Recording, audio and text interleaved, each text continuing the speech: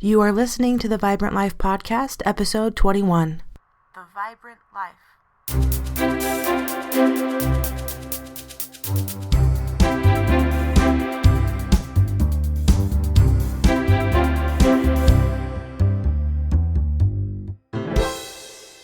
Hey you, I'm Emily Romrell, and I just want to say thanks for being here for another episode of the Vibrant Life Podcast.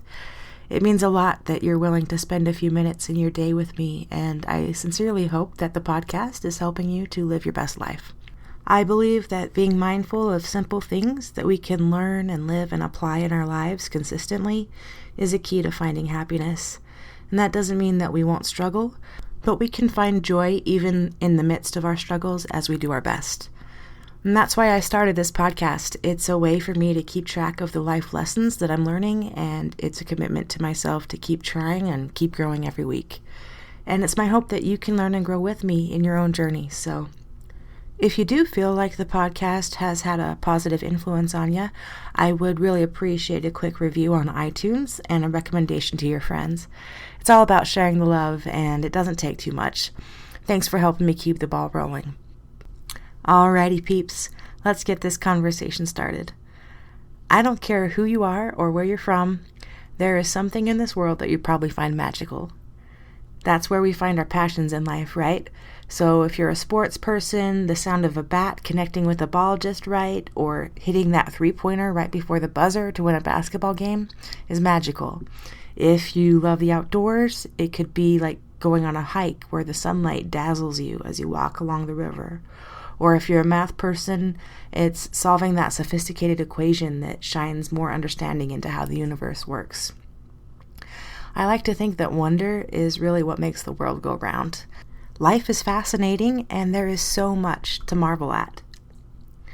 Now, I want you to think for a minute about the word abracadabra. How many of us have spoken this word and pretended that we could do magic? It's kind of embedded in our culture, right? We need a little mystery and enchantment to spice things up and make things fun. What you may not know is that abracadabra actually has a rich history and was literally thought to be magic back in the day. Its ancient origins date back to the 2nd century AD, and the first mention of it is from a Roman physician named Quintus Serenus Simonicus, if I say that right, and he actually recommended writing abracadabra in a triangle pattern on an amulet to fight off sickness. So you might have guessed that I kind of think history can be magical. But what I'm really interested in, however, is the meaning behind the word. And we don't really know the exact etymology for sure, but I'm pretty fascinated by two origin theories.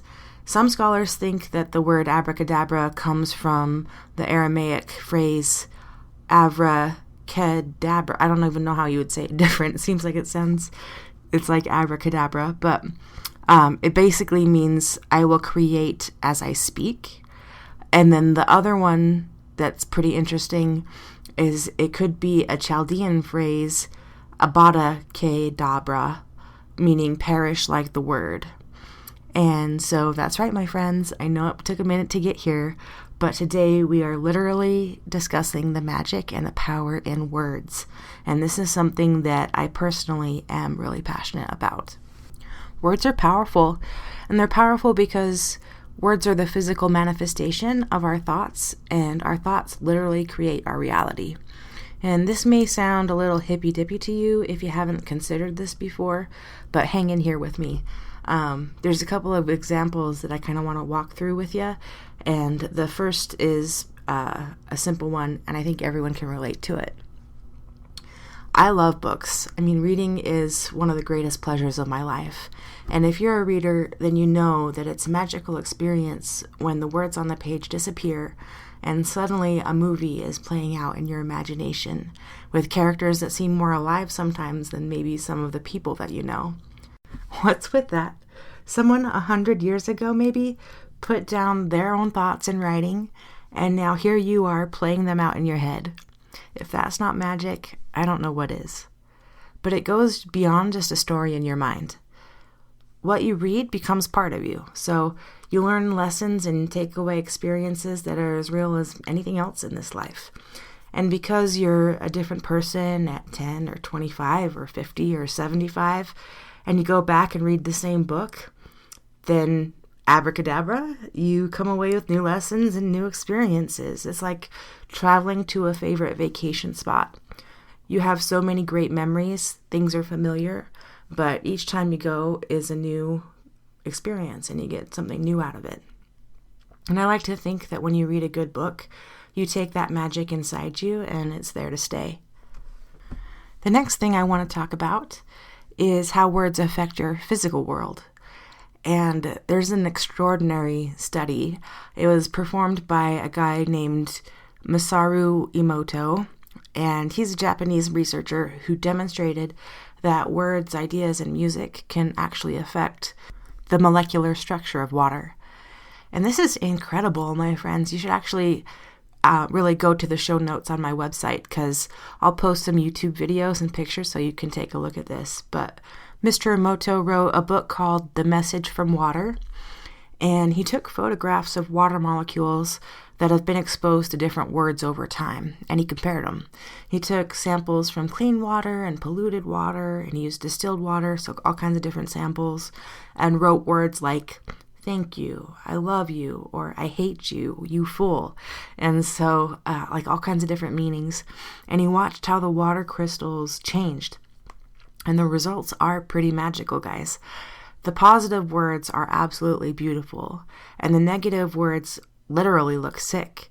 And it's pretty interesting to me that the polluted water that looked disgusting was actually completely transformed after a monk blessed it, and it became pretty pristine. So the only things that were applied were words or thoughts. Or I guess he actually did use music as well, but music is our thoughts and our feelings amplified, right? And Masaru Emoto also did a similar experience with rice. He took 3 identical containers of rice, and every day for a month, he spoke to the rice. And so the first one, he said, thank you. And then the second one, he said, you're an idiot. And then the third one was just left completely alone, kind of as a, whatever they call that, a control, right? And so after a month, the results were pretty amazing. The first container had fermented into this rice vinegar situation, and it was pleasant smelling. It looked pretty good.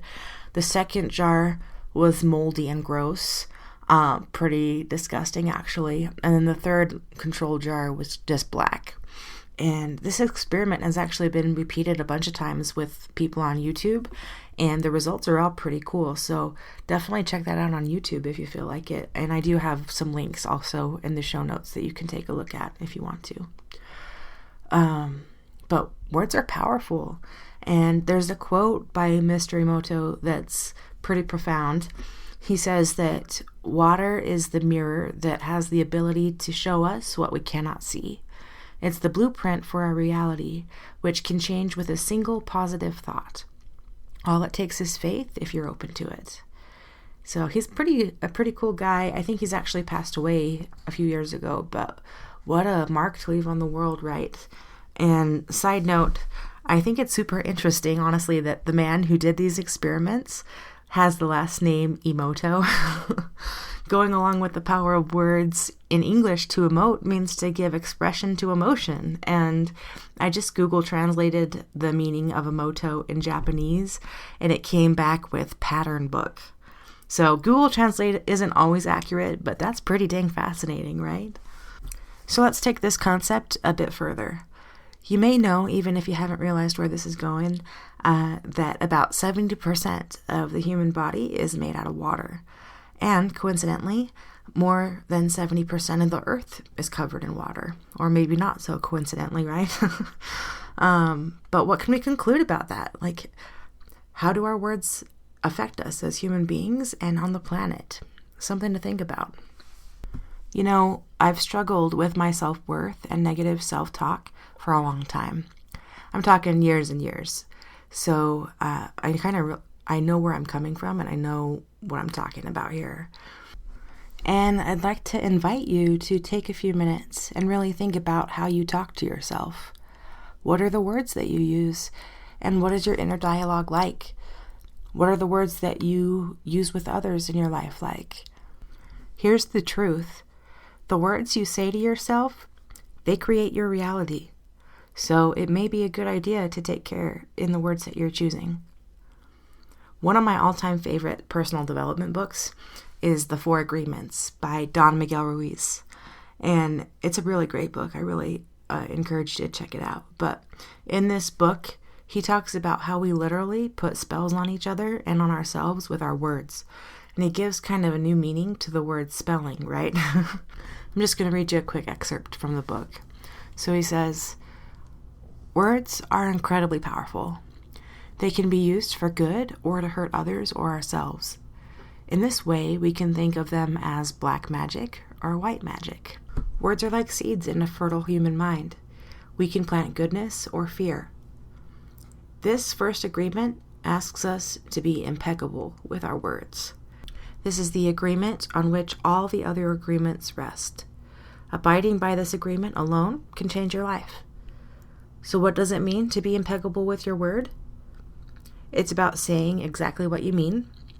It means speaking with integrity. The literal meaning of impeccable is being without sin. So you can think of being impeccable with your word as not sinning against yourself or others when you speak. Sounds easy, doesn't it? But being impeccable with your word is also the hardest agreement to honor. We've learned to do the exact opposite. Using your words for good can plant new seeds in yourself and others, breaking old bad agreements and creating positive new ones. For example, telling a child she's hardworking plants a seed of pride. If you hear someone singing and you tell him his voice is lovely, you may be helping to break a spell previously cast by someone else's careless words. Following this agreement helps you become happy and at peace. As you become impeccable with your word, more seeds of love will replace seeds of fear in yourself and others.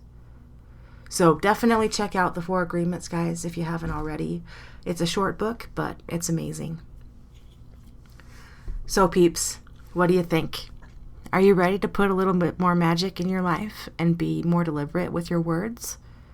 Whether it's abracadabra, hocus pocus, or please and thank you, words are full of power and meaning.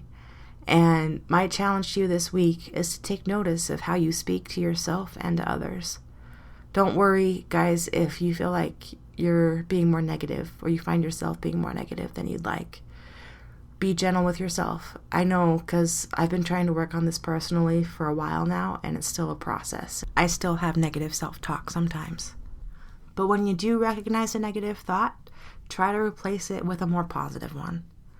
The results you get back will be magical. So I really hope you can get a little bit more magic and have a great week, everybody. Live the vibrant life.